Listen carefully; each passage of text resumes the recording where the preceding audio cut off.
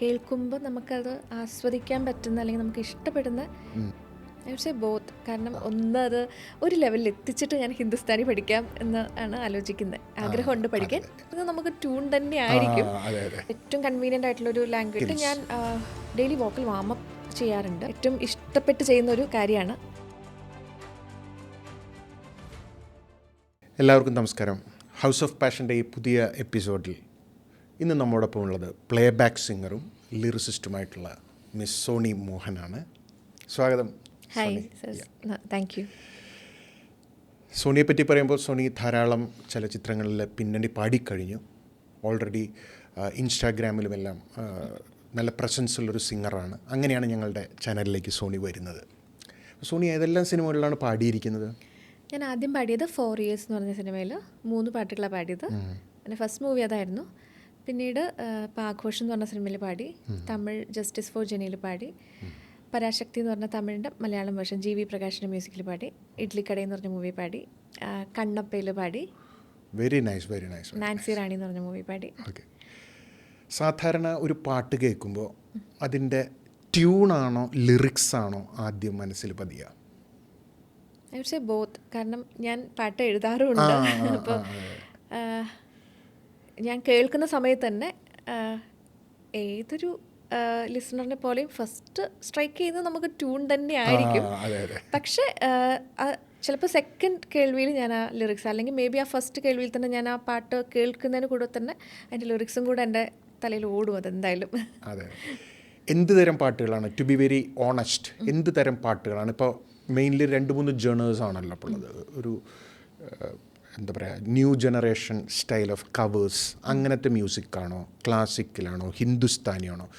To be very honest, ഏത് തരം പാട്ടുകളാണ് ഹൃദയത്തോട് ചേർന്ന് നിൽക്കുന്നത്?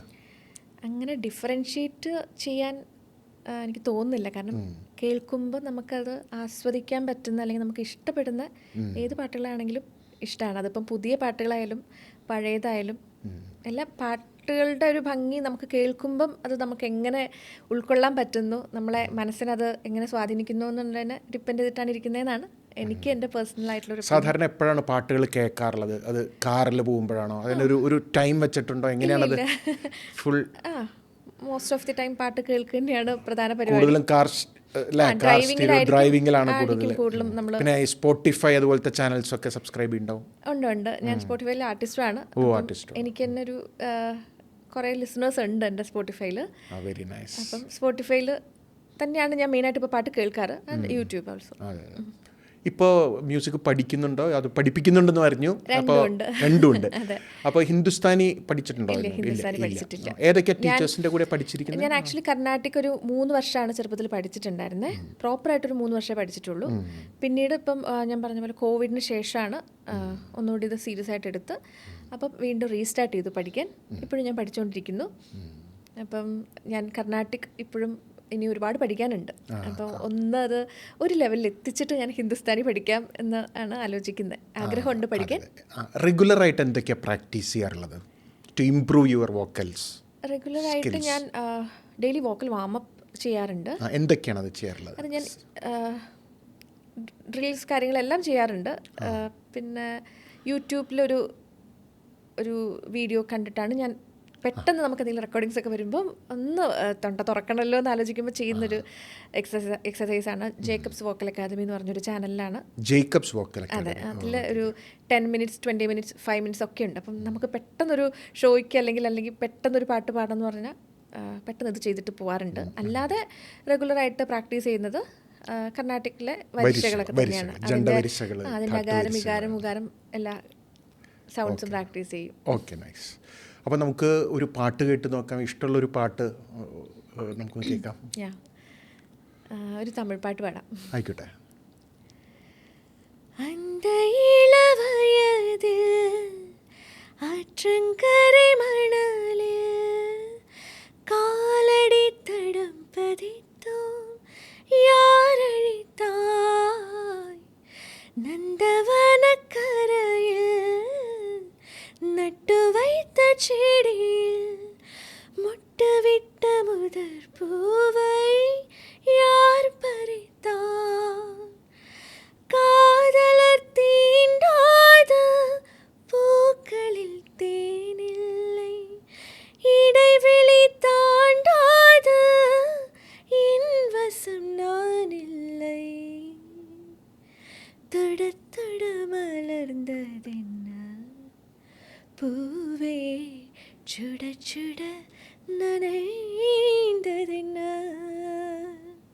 നൈസ്. Thank you.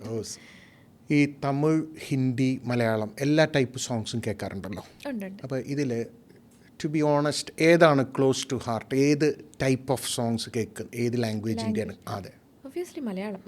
ഒബ്വിയസ്ലി ഞാൻ മലയാളം. അതെ, ഞാൻ ഭയങ്കര ഒരു മലയാളം ഭാഷയുടെ ഒരു ആരാധികയാണ്. കാരണം നമ്മുടെ സ്വന്തം ഭാഷയായതുകൊണ്ട്. ഭാഷയുമാണ്, പിന്നെ ലിറിസിസ്റ്റും ആണല്ലോ. അതെ, എനിക്ക് മലയാളം ആണ് കുറച്ച് ഏറ്റവും കൺവീനിയൻ്റ് ആയിട്ടുള്ളൊരു ലാംഗ്വേജ്. നമ്മുടെ മാതൃഭാഷ ആയതുകൊണ്ടും ആയിരിക്കാം.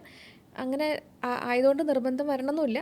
എനിക്കെന്തോ മലയാളം ഭയങ്കര ഇഷ്ടമാണ്. അതുപോലെ തന്നെ എനിക്ക് തമിഴും ഭയങ്കര ഇഷ്ടമാണ് കേട്ടോ. ഞാൻ തമിഴിലും എഴുതാറുണ്ട് പാട്ട്. തമിഴ് പാട്ടുകളും കൂടുതൽ കേൾക്കാറുണ്ട്. തമിഴ് സംസാരിക്കാനും ഇഷ്ടമാണ്. തമിഴിനോട് എന്തോ ഒരു ഭംഗിയുള്ളൊരു ഭാഷയായിട്ട് എനിക്ക് എപ്പോഴും തോന്നാറുണ്ട്. അപ്പം നമ്മൾ എന്തെങ്കിലും കാര്യങ്ങൾ സ്പെഷ്യലി ഭയങ്കര ഫീൽ ചെയ്ത് കമ്മ്യൂണിക്കേറ്റ് ചെയ്യേണ്ട കാര്യങ്ങളാവുമ്പോൾ കുറച്ചും കൂടി ഒരു ക്യൂട്ടായിട്ടുള്ളൊരു ലാംഗ്വേജ് തമിഴിൽ നിന്ന് തോന്നാറുണ്ട്. പക്ഷേ മലയാളം എന്തായാലും അതിനേക്കാൾ ഒരു പടി മുന്നിൽ തന്നെയാണ്. ഹിന്ദി സോങ്സും ഒക്കെ കേൾക്കാറുണ്ടോ? ഹിന്ദി സോങ്സ് കമ്പാരിറ്റീവ്ലി കുറവാണ്, പക്ഷെ കേൾക്കും. കാരണം നമുക്ക് പഠിക്കേണ്ടതും നമുക്ക് സ്റ്റേജിലൊക്കെ നമ്മൾ പാടേണ്ടതായിട്ടുള്ള കാര്യങ്ങളൊക്കെ വരുമ്പോഴും പിന്നെ പുതിയ പാട്ടുകൾ ഇറങ്ങുമ്പോഴൊക്കെ കേൾക്കാൻ ശ്രമിക്കാറുണ്ട് കുറേ. അപ്പോൾ ബാൻഡ് മ്യൂസിക് ധാരാളം ചെയ്യുന്നുണ്ടെന്ന് പറഞ്ഞല്ലോ. അപ്പോൾ സ്വന്തം ബാൻഡിനെ പറ്റി ഒന്ന് പറയാമോ? എന്തൊക്കെ പെർഫോമൻസ് ആണ് ചെയ്യാറുള്ളത്? നമുക്ക് പ്രോജക്റ്റ് GS എന്നാണ് ബാൻഡിൻ്റെ പേര്. നമുക്കൊരു 5 ഇൻസ്ട്രുമെൻസും 2 സിംഗേഴ്സ്, അങ്ങനെ ഒരു ലൈനപ്പാണ്. അതിൽ എല്ലാ കൈൻഡ് ഓഫ് പാട്ടുകളും നമ്മൾ പെർഫോം ചെയ്യാറുണ്ട്. അപ്പോൾ നമ്മുടെ ഒരു ഒറിജിനൽസ് ഇറക്കാറുണ്ട് ബാൻഡിൻ്റെ. അതിൻ്റെ വീഡിയോസൊക്കെ യൂട്യൂബ് ചാനലിലുണ്ട്. ഗൗതം വിൻസെൻ്റ് എന്ന് പറഞ്ഞ യൂട്യൂബ് ചാനലിലുണ്ട്. നമ്മുടെ ബാൻഡിൻ്റെ ആയിട്ടുള്ള പെർഫോമൻസ് വീഡിയോസും ഒറിജിനൽ സോങ്സും ഒക്കെ ഉണ്ട്.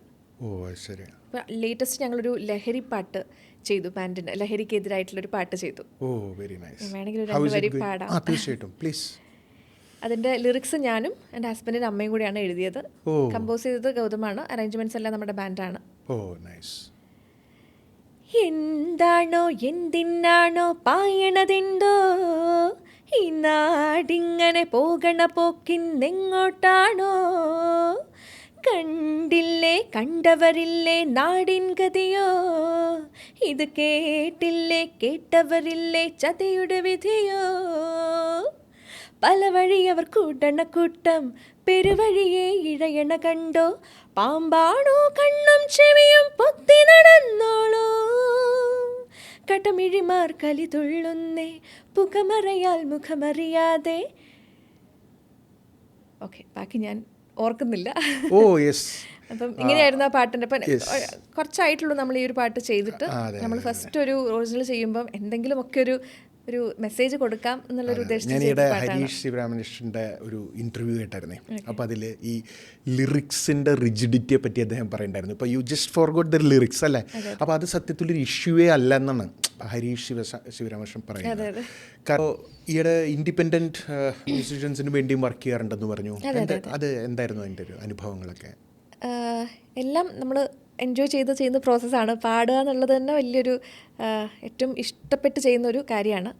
ഇപ്പം കുറച്ച് നല്ല മ്യൂസിക് ഡയറക്ടേഴ്സിന് വേണ്ടി പാടാൻ പറ്റി, അവരുടെ ഇൻഡിപെൻഡൻറ്റ് സോങ്സ്. അതിലിപ്പം എനിക്ക് തോന്നുന്നു കേട്ടിട്ടുണ്ടാവും. തരരാരം തരരാരം തരരാരം തരരാരേ താര തരരാര തരരാരേ. ഈ ഒരു ഹുക്ക് ലൈൻ പലരും കേട്ടിട്ടുണ്ടാവാൻ സാധ്യതയുണ്ട്. സോഷ്യൽ മീഡിയയിലൊക്കെ, ഇപ്പം ഇൻസ്റ്റാഗ്രാമിലൊക്കെ ആണെങ്കിലും ഒരുപാട് പേരുടെ സ്റ്റോറീസിലായാലും റീൽസിലായാലും പോസ്റ്റിലായാലും ഒക്കെ ഈ ഒരു പാട്ട് ഉണ്ട്. അത് ഗീതൻ എന്ന് പറഞ്ഞ മ്യൂസിക് ഡയറക്ടറാണ് അതിൻ്റെ മ്യൂസിക് ചെയ്തിട്ടുള്ളത്. അദ്ദേഹത്തിൻ്റെ ഒരു 4-5 പാട്ടുകൾ ഇപ്പം ഞാൻ പാടി. തമിഴ്, മലയാളം, കന്നഡ, തെലുങ്ക് എല്ലാം പാടി. അപ്പം ഈ പാട്ടിൻ്റെ ഒരു ഫസ്റ്റ് 2 ലൈൻ ഞാൻ പാടാം.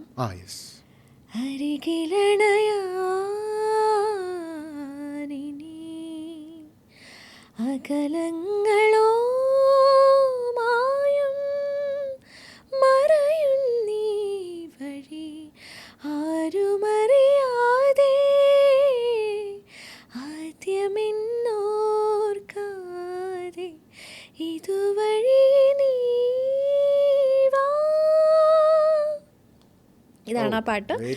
ഇതല്ലാതെ അദ്ദേഹത്തിന് തന്നെ കുറേ പാട്ട് പാടിയിട്ടുണ്ട്. അല്ലാതെ വേറെയും കേട്ടിട്ടുണ്ട്. ഇതിൻ്റെ തന്നെ തെലുഗും പാടിയിട്ടുണ്ട്. ഈ റിയാലിറ്റി ഷോസിൽ പങ്കെടുത്തു എന്ന് പറഞ്ഞു, ഗന്ധർവ സംഗീതത്തിലൊക്കെ. Yes, what is your take on ഈ ഗായകർ കൂടുതൽ റിയാലിറ്റി ഷോയിൽ വരുന്നു? Whether it is really encouraging and whether you think that reality ഷോയിലുള്ള ജഡ്ജ്മെൻറ്റ്സും എല്ലാം ട്രാൻസ്പെറൻ്റ് ആണ്? What is your opinion generally അതിൽ പെർഫോം ചെയ്യുന്നതിനെ പറ്റിയൊക്കെ? എനിക്ക് ഒരുപാട് എക്സ്പീരിയൻസ് ഇല്ല. ഞാൻ വളരെ ചെറുതായിരുന്നപ്പോഴാണ്, ഐ തിങ്ക് ഞാൻ 6th or 7th പഠിക്കുമ്പോഴാണ് ഗന്ധർവ സംഗീതം ജൂനിയറിൽ പാർട്ടിസിപ്പേറ്റ് ചെയ്യുന്നത്. അതിലെനിക്ക് ഒരുപാട് സ്റ്റേജസ് ഒന്നും പോകാൻ പറ്റിയിട്ടില്ല. എനിക്ക് അന്ന് ലിമിറ്റേഷൻസ് ഉണ്ടായിരുന്നു. അപ്പം ഇപ്പോൾ നമ്മൾ ഒരുപാട് കുട്ടികൾ റിയാലിറ്റി ഷോസിലൂടെ തന്നെ ഒരുപാട് അവരുടെ കഴിവുകൾ കാണുന്നുണ്ട്, അവർക്ക് കിട്ടുന്ന ഓപ്പർച്യൂണിറ്റീസ് കാണുന്നുണ്ട്. ആ ഒരു സൈഡ് നോക്കുമ്പം വളരെ മികച്ചൊരു പ്ലാറ്റ്ഫോമാണ് റിയാലിറ്റി ഷോസ് എല്ലാം. കാരണം ഇപ്പം ഞാൻ കേട്ടിട്ടുണ്ട് നമ്മുടെ കുറേ സിംഗേഴ്സ് ഇങ്ങനെ റിയാലിറ്റി ഷോസിൽ പോയിട്ടുള്ള എക്സ്പീരിയൻസ് ഉണ്ട്. കാരണം അവർ പോകുന്നതിന് മുമ്പ് ഉള്ളൊരു സിംഗിങ് അല്ല, അവരുടെ ഒരു നല്ലൊരു മാറ്റം സംഭവിക്കാൻ ഉള്ളൊരു അവസരമുണ്ട് റിയാലിറ്റി ഷോസിൽ പോകുമ്പോൾ. അവിടെ നിന്ന് കിട്ടുന്ന ഗ്രൂമിങ്, ഇപ്പോൾ ഈ പെർഫോമൻസിന് വേണ്ടി അവരിടുന്ന പ്രാക്ടീസ് എഫേർട്ട് എല്ലാം ഒബ്വിയസ്ലി നമ്മുടെ സിംഗിങ്ങിനെ തന്നെ അത് നല്ല രീതിയിൽ അത് എഫക്റ്റ് ചെയ്യും. അപ്പം അങ്ങനെ നോക്കുമ്പോൾ positive about reality shows and its outputs അല്ലേ? അങ്ങനെ നോക്കുമ്പോൾ പോസിറ്റീവാണ്. And there are negatives too. കാരണം എന്തൊക്കെയാണ്? എനിക്ക് പറഞ്ഞ ഞാൻ പോയിട്ടുള്ള എക്സ്പീരിയൻസ് ഇല്ല. അപ്പം അത് എത്രത്തോളം ശരിയാണ് എന്നുള്ളതിലും നമുക്കൊരു 100% ഉറപ്പ് പറയാൻ പറ്റില്ല. നമ്മൾ കേട്ടിട്ടുള്ള അറിവേ ഉള്ളൂ. പൊളിറ്റിക്സ് ഉണ്ട് എല്ലായിടത്തും. ലൈക്ക് അത് എന്താണ് അതിൻ്റെ ക്രൈറ്റീരിയ എന്നൊന്നും അറിയില്ല. പല നമ്മുടെ തന്നെ ഫ്രണ്ട്സ് ആയിട്ടുള്ള സിംഗേഴ്സ്, ടാലൻറ്റഡ് ആയിട്ടുള്ള, അല്ലെങ്കിൽ ആഫ്റ്റർ ഓൾ ഇതെല്ലാം ആ ഒരു സമയത്തെ ഒരൊറ്റ പാട്ട് പാടുമ്പോൾ ഉള്ള ജഡ്ജ്മെൻറ്റിനെ അടിസ്ഥാനമാക്കിയാണ് ഇരിക്കുക. കാരണം ആ ഒരു പെർഫോമൻസിന് കിട്ടുന്ന മാർക്ക്, അല്ലെങ്കിൽ ആ ഒരു റൗണ്ടിൽ ഒരു 4 പാട്ട് പാടിക്കഴിഞ്ഞാൽ അതിൽ കിട്ടുന്ന ടോട്ടൽ മാർക്ക്, ആ ഒരു സമയത്ത് നമ്മുടെ പെർഫോമൻസ് അല്ലെങ്കിൽ ആ സമയത്ത് നമ്മളെ ഒരു ടാലൻറ്റ് നമ്മൾ ഷോക്കേസ് ചെയ്യുന്നത് എങ്ങനെയാണോ അതിനനുസരിച്ചിരിക്കുന്ന ഒരു കാര്യമാണ് ഈ റിയാലിറ്റി ഷോയിലുള്ള നമ്മുടെ മുന്നോട്ട് പോകുന്ന ഒരു യാത്ര. അത് ഉണ്ടെന്ന് ഞാൻ കേട്ടിട്ടുണ്ട്. എനിക്ക് എക്സ്പീരിയൻസ് ഇല്ല, ഞാൻ പങ്കെടുക്കാത്തതുകൊണ്ട് എനിക്ക് എക്സ്പീരിയൻസ് ഇല്ല. അങ്ങനെ കേൾക്കുന്നത് വിഷമമുള്ള കാര്യം തന്നെയാണ്. കാരണം എപ്പോഴും പ്യുവർ ടാലൻറ്റ് അംഗീകരിക്കണം എന്ന് തന്നെയാണ് നമ്മളൊക്കെ ആഗ്രഹിക്കുന്നത്. പക്ഷേ ഇപ്പം വിന്നേഴ്സായിട്ടുള്ള കുട്ടികളൊക്കെ, അല്ലെങ്കിൽ അതിൽ പാടുന്ന കുട്ടികളൊക്കെ ഭയങ്കര ടാലൻറ്റഡ് ആണ്. നമ്മൾ തന്നെ ഓരോ എപ്പിസോഡ് അല്ലെങ്കിൽ ഓരോ പെർഫോമൻസൊക്കെ കാണുമ്പോൾ ഇങ്ങനെ ഭയങ്കരമായിട്ട് അവരെ അഡ്മയർ ചെയ്യുന്ന പോലത്തുള്ള പെർഫോമൻസാണ് കാണുന്നത്. അത് ഏത് ജോണറിലെ പാട്ടുകളാണെങ്കിലും ഒരുപാട് ജോണേഴ്സ് അവർ ഓൾറെഡി സ്റ്റേജിൽ പാടി കഴിഞ്ഞിട്ടുണ്ടാവും. അപ്പം മെലഡീസ് ആയിക്കോട്ടെ, ഒരു ഫാസ്റ്റ് നമ്പർ ആയിക്കോട്ടെ, എല്ലാ രീതിയിലും കഴിവ് തെളിയിക്കാൻ ഉള്ളൊരു അവസരമാണ് റിയാലിറ്റി ഷോസ്. അത് ഒരുപാട് നല്ല ഗായകർ അതുവഴി തീർച്ചയായിട്ടും. അതെ, അപ്പം നല്ല നല്ല ഷോസ് ഒക്കെ ചെയ്യാനുള്ള അവസരങ്ങളും അവർക്ക് കിട്ടുന്നുണ്ട്. കുറച്ചുകൂടി ഇപ്പം നേരത്തെ പറഞ്ഞു, ഇപ്പം ഞാനൊരു സിനിമയെ പാടി, പക്ഷേ എന്നെ അറിയില്ല, എൻ്റെ പാട്ടറിയുള്ളൂ. പക്ഷേ ഒരു റിയാലിറ്റി ഷോയിൽ പങ്കെടുത്തു കഴിഞ്ഞാൽ ആ ഒരു പേര് അല്ലെങ്കിൽ ആ ഒരു ആളെ പെട്ടെന്ന് റെക്കഗ്നൈസ് ചെയ്യും. കാരണം അത് ഫാമിലി ഓഡിയൻസ് കാണുന്ന TV-യിൽ വരുന്നൊരു പ്രോഗ്രാം ആയതുകൊണ്ട് കുറച്ചുകൂടി അവർക്ക് ഒരു വിസിബിലിറ്റി ഉണ്ട്, അവരെ തിരിച്ചറിയാനും അവരുടെ പേര് ഐഡൻറ്റിഫൈ ചെയ്യാനും ഒക്കെ. അപ്പം അതുപോലെ തന്നെ പ്രധാനമാണ് സിനിമയിൽ പാടി എന്നുള്ള അംഗീകാരവും. അതെ, രണ്ടും ഒരുപോലെ. അതെ, രണ്ടും വലിയ കാര്യമാണ്. പക്ഷെ ഞാൻ പറയുന്നത് ഇപ്പം ഞാനെന്നൊരു വ്യക്തിനെ ആർക്കും റെക്കഗ്നൈസ് ചെയ്യാൻ കുറച്ച് ബുദ്ധിമുട്ടാണ്, അല്ലെങ്കിൽ നമ്മളത്ര നമുക്ക് എക്സ്പ്ലോർ ചെയ്യാൻ പറ്റുന്നില്ല. കാരണം നമ്മുടെ പാട്ടറിയാം, പക്ഷെ നമ്മളറിയില്ല. പക്ഷെ ഒരു റിയാലിറ്റി ഷോയിൽ പങ്കെടുത്തു കഴിഞ്ഞാൽ ആ ഫെയിം അതിൻ്റെ കൂടെ കിട്ടും. അത് വളരെ നല്ലൊരു കാര്യമായിട്ടാണ് ഞാൻ കാണുന്നത്. അതെ. പിന്നെ സിനിമയിൽ ഇപ്പോൾ ഇത്രയൊക്കെ പാടിയല്ലോ, സിനിമയിൽ അവസരങ്ങൾ വരുവാനായിട്ട് പുതിയ ഗായകർക്ക് എന്തൊക്കെ ടിപ്സാണ് പറഞ്ഞു കൊടുക്കാനുള്ളത്? എങ്ങനെയാണ് സിനിമയിൽ കൂടുതൽ നമുക്ക് മുന്നേറാൻ സാധിക്കുക? എനിക്ക് തോന്നുന്നു ഇപ്പോഴത്തെ ഒരു കണ്ടീഷനിൽ സിനിമയിൽ പാടുന്നതല്ല വലിയ കാര്യം, അല്ലെങ്കിൽ അത് മാത്രമല്ല ഒരു കാര്യം എന്ന് വിശ്വസിക്കുന്നവരാണ് കൂടുതലും. Very true, and that is the truth also. Sure. കാരണം നമ്മുടെ ഒരു ടാലന്റ്, അതെ, ഒരിക്കലും പണ്ടായിരുന്നു ഇപ്പം നമ്മുടെ ടാലൻറ്റ് കാണിക്കണമെങ്കിൽ ഒരു സിനിമയെ പാടണം എന്നുള്ളൊരു കാര്യം ഉണ്ടായിരുന്നത്. ഇപ്പോൾ അതിന് ഒരുപാട് സാധ്യതകളുള്ളൊരു സമയത്താണ് നമ്മൾ ഭാഗ്യം കൊണ്ട് ജീവിക്കുന്നത്. നമുക്ക് തന്നെ നമ്മുടെ സ്വന്തം ഒരു പാട്ട് റിലീസ് ചെയ്യാം. അതെ. അപ്പം നമുക്ക് അതിലൂടെ നമ്മുടെ ടാലൻറ്റ് ഷോക്കേസ് ചെയ്യാനുള്ള ചാൻസസ് ഉണ്ട്. അപ്പം ഇൻഡിപെൻഡൻറ്റ് മ്യൂസീഷ്യൻസ് ആയിട്ടുള്ള ഒരുപാട് പേര് നമുക്കറിയാം. അവരൊക്കെ അവരുടെ ടാലൻറ്റ് കാണിക്കുന്നത് സിനിമയിലൂടെ മാത്രമല്ല, സിനിമയിൽ പാടിയിട്ട് മാത്രമല്ല, അല്ലെങ്കിൽ സിനിമയിൽ മ്യൂസിക് ചെയ്തിട്ട് മാത്രമല്ല, അല്ലാതെ നമുക്ക് നമ്മുടെ ടാലൻറ്റ് ഷോക്കേസ് ചെയ്യാനുള്ള ചാൻസസ് ഒരുപാടുണ്ട്. അപ്പം അത് വേണ്ട പോലെ ഉപയോഗപ്പെടുത്തുക. ഇനിയിപ്പോൾ സിനിമയിൽ പാടാൻ ആഗ്രഹം, അതാണിപ്പോൾ ചേട്ടൻ ചോദിച്ച ചോദ്യം. അതിനുറപ്പായിട്ടും ഇപ്പോൾ എങ്ങനെയായാലും നമ്മൾ പാടണമെങ്കിൽ അത് should be pure dedication, hard working, പിന്നെ ഒരു കോൺഫിഡൻസ് വേണം, നമുക്ക് നമ്മളിലൊരു വിശ്വാസം വേണം. പിന്നെ നമ്മുടെ ഡെമോസ്, അതെ, മ്യൂസിക് ഡയറക്ടേഴ്സ്, ഇതൊന്നും ഒരു എളുപ്പത്തിൽ സംഭവിക്കുന്ന കാര്യമല്ല. ഒരു ലക്ക് എന്നുള്ള ഫാക്ടർ ഉണ്ട് അവിടെ, തീർച്ചയായിട്ടും ഉണ്ട്. ഇപ്പം നമ്മൾ പാടിയൊരു പാട്ട്, ഇപ്പം ഒരുപാട് ടാലൻ്റഡ് ആയിട്ടുള്ള സിംഗേഴ്സ് ഉണ്ട്. ഒരു സിനിമയിൽ ചിലപ്പം പാടാൻ കഴിഞ്ഞിട്ടില്ലാത്ത സിംഗേഴ്സ് ഉണ്ട്, അല്ലെങ്കിൽ പാടിയിട്ടും അവരുടെ പാട്ടുകൾ ഹിറ്റായിട്ടില്ല, വളരെ കുറച്ച് ആൾക്കാരെ കേട്ടിട്ടുള്ളൂ എന്ന് വിഷമിക്കുന്ന സിംഗേഴ്സ് ഉണ്ട്. അല്ലെങ്കിൽ ഇപ്പോൾ ആ സിംഗേഴ്സിനെക്കാളും ടാലൻറ്റ് വൈസ് കുറച്ച് കുറവാണെങ്കിൽ ആ പാട്ട് ഹിറ്റായിട്ടുള്ള സിംഗേഴ്സ് ഉണ്ട്. ഇതൊന്നും അവരുടെ ഒറ്റൊരു കാര്യം മാത്രം വെച്ചിട്ടുള്ള കാരണങ്ങളല്ല. ഒരുപാട് കാര്യങ്ങൾ അതിൻ്റെ പിന്നിലുണ്ട്. അത് പക്ഷേ നമ്മുടെ ടാലൻറ്റ് എപ്പോഴെങ്കിലും അത് റെക്കഗ്നൈസ് ചെയ്യപ്പെടും എന്നുള്ളൊരു വിശ്വാസത്തിൽ ഇതിനു വേണ്ടി കഷ്ടപ്പെടുക, മുന്നോട്ട് പോവുക, വർക്ക് ചെയ്യുക എന്നുള്ളത് മാത്രമേ ഉള്ളൂ കാര്യം. ഡെമോസ് പലർക്കും അയച്ചു കൊടുക്കുക. അതെ അതെ. ഇപ്പം മുട്ടുവിൻ തുറക്കപ്പെടും എന്നുള്ളത് പണ്ടായിരുന്നു, വളരെ കുറച്ച് ആൾക്കാരുണ്ടായിരുന്നു. ഇപ്പം കോമ്പറ്റീഷനാണ്, ഒരുപാട് അടിപൊളി സിംഗേഴ്സ് ഉണ്ട്. അപ്പം നമ്മളവിടെ നമ്മുടെ ഒരു സ്ഥാനം ഉറപ്പിക്കണമെങ്കിൽ നമ്മളവിടെ വർക്ക് ചെയ്യുന്ന വേണം. അതെ, ഡെഫിനറ്റ്ലി. അതെ. അപ്പോൾ നമുക്കിനി 2 കാര്യങ്ങളാണ് ഇൻ്റർവ്യൂ അവസാനിക്കുന്നതിന് മുമ്പുള്ളത്. ഒന്ന്, അവസാനമായിട്ട് ഈ വളർന്നു വരുന്ന ഗായകരോട് എന്താണ് പറയാനുള്ളത്? What they have to do and what they have to do in their voice trainings to excel in music? അത് പറയാൻ ഞാനും വളർന്നു വരുന്നൊരു ഗായിക തന്നെയാണ്. ഞാനും അങ്ങനെ ഒരുപാട് അനുഭവങ്ങളായല്ലോ.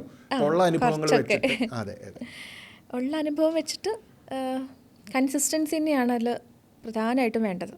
അത് ബി കൺസിസ്റ്റൻറ്റ്. പ്രാക്ടീസിലായാലും നമ്മൾ ഇപ്പം കവർ സോങ്സ്, ഇപ്പം പലരും ഇപ്പം സോഷ്യൽ മീഡിയയിൽ നിന്ന് സെലക്ട് ചെയ്യുന്ന ഒരുപാട് മ്യൂസിക് ഡയറക്ടേഴ്സ് ഉണ്ട്. ഈ പാട്ട് നന്നായിട്ടുണ്ട്, അപ്പം അവരുടെ ഒരു അടുത്തൊരു പ്രോജക്റ്റിലേക്ക് അവർക്ക് ഓക്കെ ഈ വോയിസ് ഓക്കെയാണ് എന്ന് ചിലപ്പോൾ തോന്നും.